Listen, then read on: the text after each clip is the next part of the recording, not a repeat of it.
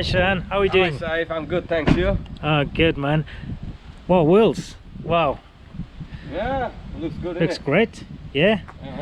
Shall we look inside the car, please? Yeah, sure. Well, let's go.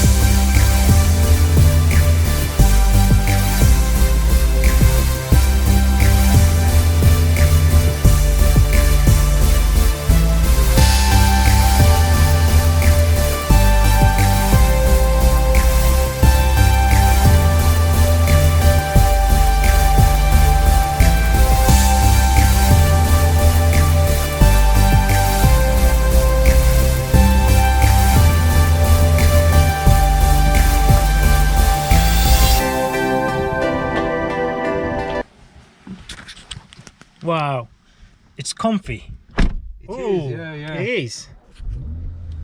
Indeed.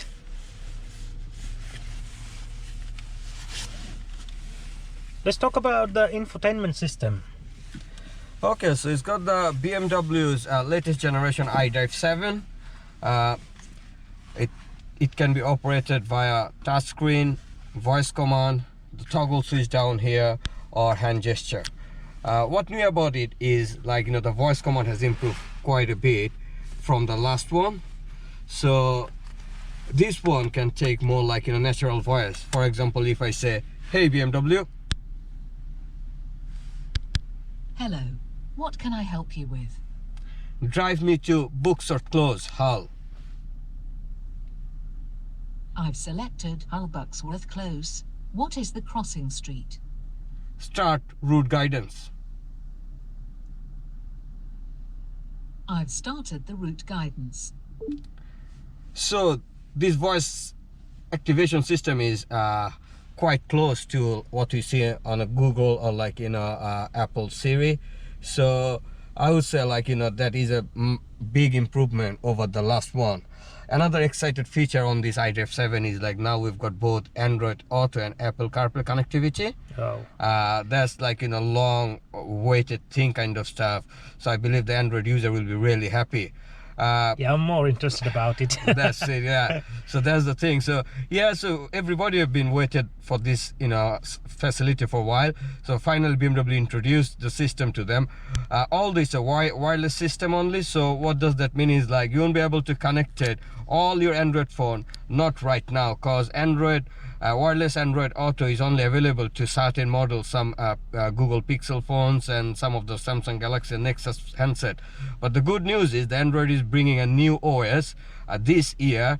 Any phone that would be able to run on that OS will have the Android Auto wireless capability, and that is the kind of time that any Android phone user would be able to connect the system to the BMW iDrive 7.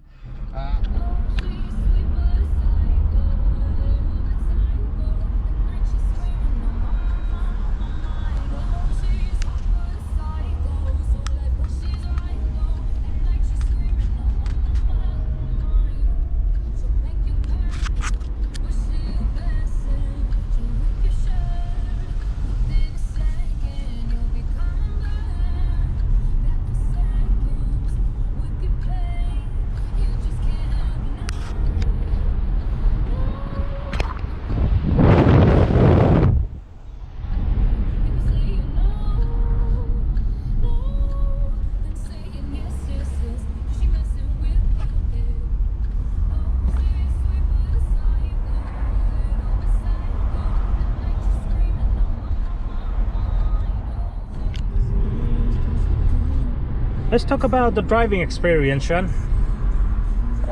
It's quite configured, to be honest with you. Takes all the bumps quite nicely. It's not as comfortable as the 7 Series, but not far. Handling wise, it feels like a big car. However, it takes the corner. It handles the corner quite easily. I've been driving this car for the last few days, and I think it's a good handling car. Definitely, you cannot expect the dynamic driving as you get from 3 Series, but it is a dynamic car. I think it's the best in its class, to be honest with you. So this one is fitted with BMW Level 2 autonomy. It's called BMW Driving Assistant Professional. BMW has got 2 autonomous driving assistant. One is called Driving Assistant Advanced, another one is Driving Assistant Professional. So this one is the Professional, which is kind of the newer version, which is much advanced than the Driving Assistant Advanced. To use the system is very straightforward. So I'm just moving the vehicle to the left lane to show. So it's just a 1 button activation. This button on the steering wheel, if you press that button, so it then try to recognize the lane marking on both sides. So if you look at the dashboard, it will show you that it's recognizing green line both end, and it will maintain a safe distance in between this car and the car ahead. So you can see the car is slowing down because of the car ahead is going slow. And although I'm holding the steering slightly, but actually doesn't need any I'm not controlling the steering at all. So if I just let the hand go of the steering, the car will drive by itself. As you can see, the car is flashing 2 lights now, which means it's not detecting any any steering input or my hand on the steering. So it's asking me to take control. If I just touch the steering again, so that means the lights stop blinking and then the car will continue. The car is not designed to drive totally by itself, because the law doesn't allow to do so. So the driver should always kind of stay active and kind of be ready to take control at any given time. But we can also see if I don't take the control, what the car do. So if I just let the car drive, it will keep flipping the amber first,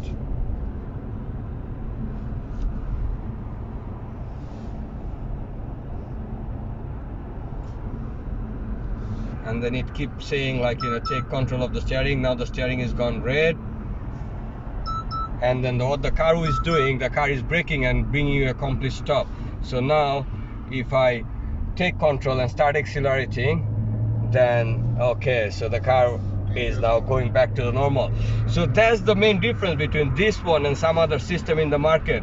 For example, I've driven a Volvo with the Level 2 autonomy, and what that vehicle does is when you're not giving any steering input, or you're not holding the steering, the vehicle completely disengages the system, which I found is very inconvenient, because what's going to happen is if the driver actually slip behind the wheel, or probably worst case scenario might have a heart attack or something like that, then the car will just disengage the system and will have will crash into something. Whereas this one, it just turn your hazard light on, and if it's safe to do so, because the car is monitoring the surrounding environments, it's monitoring the back, monitoring the front.